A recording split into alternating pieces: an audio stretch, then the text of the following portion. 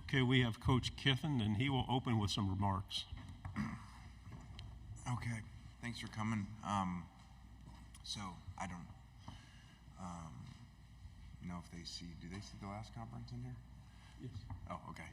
So I appreciate all the questions and thoughts and condolences of everybody, and but I kind of said what I said in there earlier, so I hope that was enough, and everybody got what they would need from that area, and we can keep moving as Ole Miss head coach, and here to answer questions with that and do my job. Okay. Thank you. Front row. Hey, Coach. Hi. Sorry about your dad. Thank you. AP Stedham, AP and Kelly, as we see it, syndicated radio. Coach, what makes you excited about your team on offense, defense, and special teams, and what needs to be done for Ole Miss to compete against the top echelon teams? Well, I'm all areas. I mean, I don't sound coach speak, but I really am excited about all areas because either we have players we're familiar with coming back that have done really well, or we've added players in those areas that have performed well at other places. So that's an exciting thing to have. Every year you don't have that. Every coach gets up here and says it, but a lot of years they don't. And so it's exciting to have that type of roster. Now, there's plenty of those rosters over years in all sports, professionally and in college. Doesn't mean you're going to win.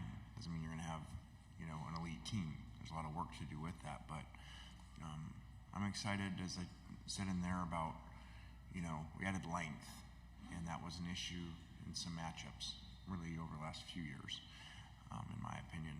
And so I'm excited about that, but we have so much work to do within the team, on the field, and in the locker room, because it's a lot of work to gel them together. Otherwise, every good preseason ranking would mean something, which it doesn't as you look at the end, and every top 5 portal team, would be a top 5 team. That certainly is not the case. So to me, that shows you there's a lot of other stuff besides that. Yeah, I think, when I talked about length, I think that gives us, where it doesn't mean you're going to win, but we look more like them, at least, in warm-ups. I don't know if I'm in charge of that. Front row. Coach Eric Bailey with the Tulsa World. Can you talk about Brent Venables is entering his 3rd year at Oklahoma. Can you talk about the importance of building a program and how important year 3 and year 4 is when you are developing your program, your coaching style? Well, I don't know about his staff. Well, I do know he lost Levy, so I know that part. But a lot of times, one of the good parts of getting, into year 3 or year 4, and you just have some of the same coaches around, and even the people in the whole building that understand how you want things done. And a lot of times in the first 2 years, you're kind of always scrambling to get everybody on the same page. And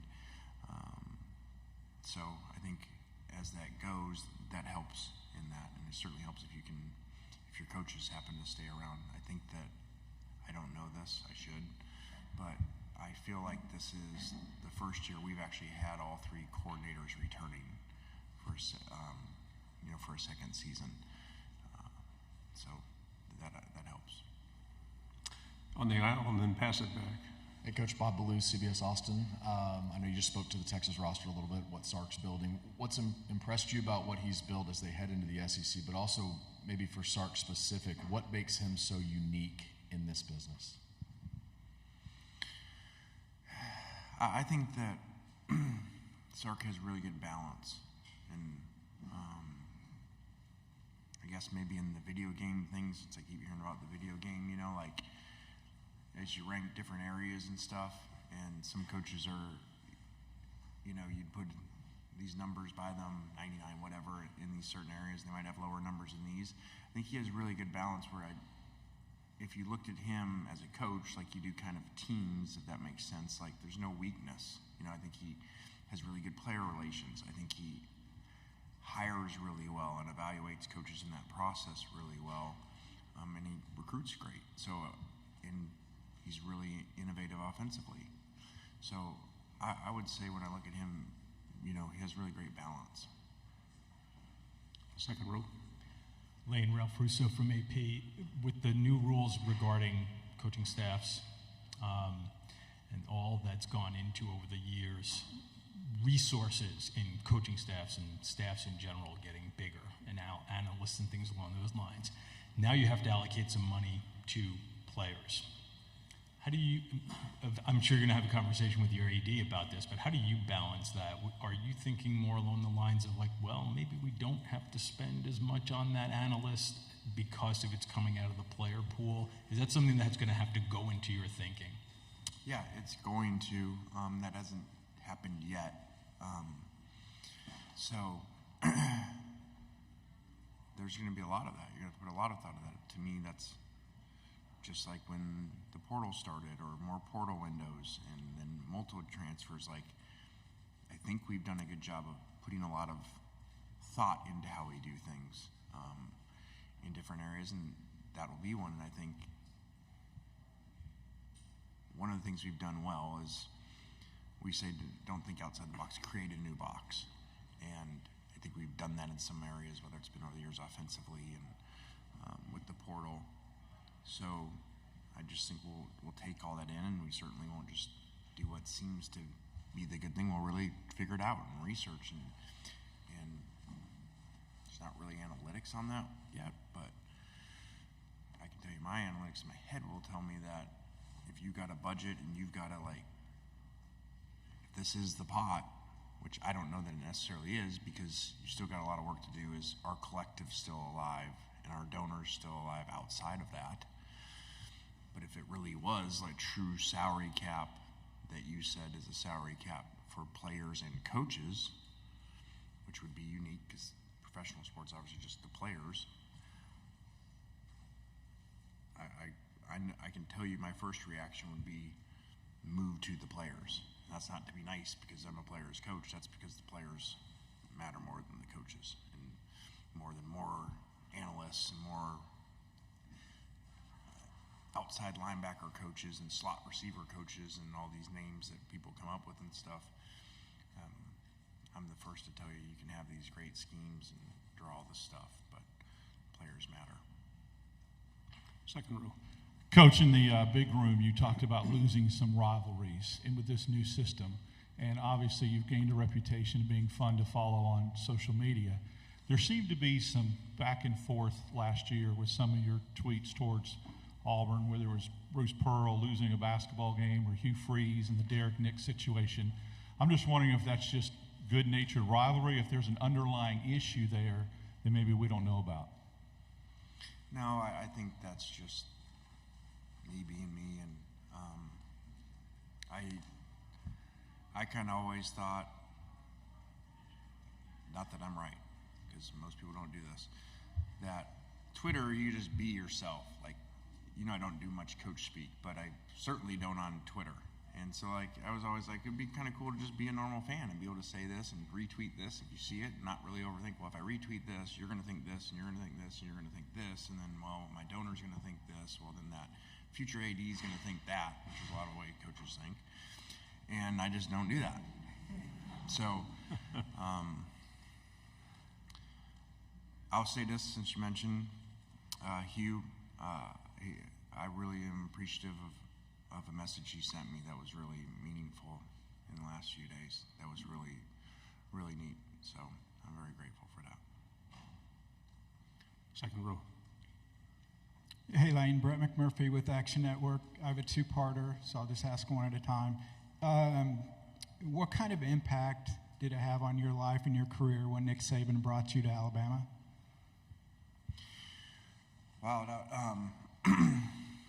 it was huge. I mean, I mentioned it in there, and seeing him today, and obviously in different roles and everything, but he came in, and after I had the first initial media, I was back there, and he came and found me, and it's really cool, a really neat moment, and so I'm very appreciative to him those 3 years, and really him taking a chance on me, not just, okay, what did I learn when I got there, which is all over our program, whether that's coaches hired, former players hired, principals, process over outcome, all kinds of things are all over our program from coach.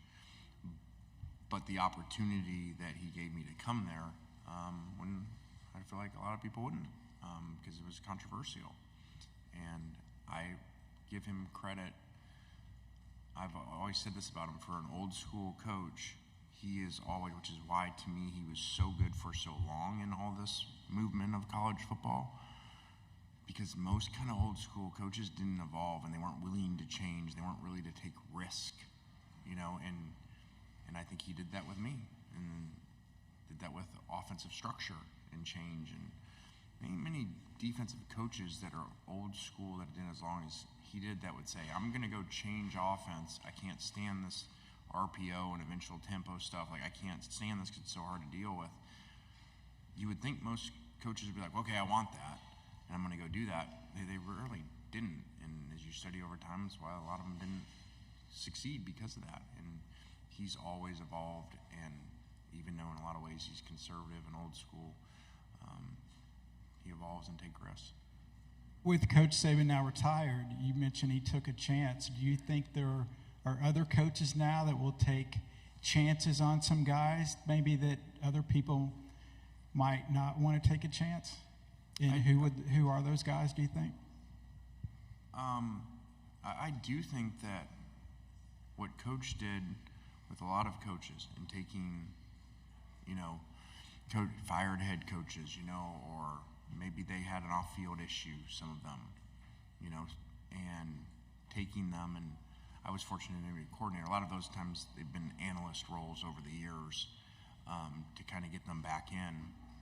And I think people like to copy success. And I think over time, people have been more apt to do that because they saw Alabama succeed, but then they saw those coaches go on to succeed other places, and then they kind of pay it back. And I think we, whatever that group is of coaches, you know, there's a lot of them, head coaches now from Coach. I think if you look at them, they do that. You know, we do that. We've got a couple, we just added in the last, 5 months, 2 former head coaches, an SEC head coach and an NFL head coach. Not that they had any issues, I'm not saying that, but that model that he did, which was kind of unique. Final 2 questions here on the aisle and then in the back row. Tyler Shaw with KBTX and College Station. Lane, do you like the expanded now, going to the 12-team playoff format, and then being in this league with, you know, and adding Texas and Oklahoma? Do you feel like being in the SEC kind of helps your team's chances of, you know, being one of the top 12 teams? I think the first thing I do like, the first question, I do like for college football, the 12-team, that there's 12 teams. I do think that's really exciting at the end of the year for more teams, and, you know, we've seen in other sports how awesome tournaments are. So I do like that.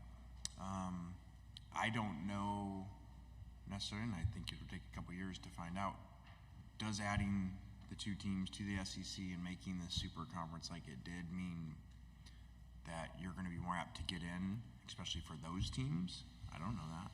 There's way too many variables in the current system to me to be able to say that, because you don't have a top 12 system. You have a system that a group of 5 teams is going to get in, and they may not even be ranked. Maybe 25th or something. Okay, they're certainly not going to be ranked in the top 12. And you could have one of these other conferences have a conference champ. I wouldn't think it would ever happen in the SEC, but a conference champ that isn't in the top 12 that's going to jump. So now you may have 11 and 12. These 2, the 11th and 12th ranked teams in the country aren't getting in. They're going to get jumped by teams way down here. So I think you do have some issues there where you can't say, oh, just being in this conference is going to help you because of that. Final question. Bradley Davis, WAPT Sports in Jackson, Mississippi. Lane, last year, this time last year, you and your team were talking about how the fading in 2022 at the end of the season, and kind of attributed that in part to having a whole new team in this free agency, as you call it. What were you able to change to overcome that in 2023, and do you think you've established a blueprint for this new age with all these new players coming in every year? Yeah, I think part of that's being fortunate. You know, you have games come down to the end and the ball goes this way and the kick doesn't go in versus goes in, or it's blocked versus it doesn't. So I'm the first one to say, okay, you got to look at the whole thing versus just, oh, we did this great job, so now we were great because we blocked the kick and it didn't go in and we lose the game, or the year before, okay, we don't know what we're doing and we got to change everything, but yet I think we're 8 or 9-1 with the ball inside the 20-yard line to beat Alabama and we don't score, So there's a lot that goes into that, but I do look back and I say I don't think that we had a phenomenal culture, which is my responsibility as the head coach, to weather when that Alabama game went bad and then all of a sudden fall off. And I think that's a portal issue, just like it is in sometimes in professional states a heavy free agency issue. They haven't been there long. In college, they didn't really initially pick them. NFL is different because they got picked. So they didn't initially pick them, so maybe now why are they going to the places they're going? So a lot goes into that, and I think last year we got some really good breaks in the games too, but that was a really good culture last year of players that were there for the right reasons. Coach, thank you very much.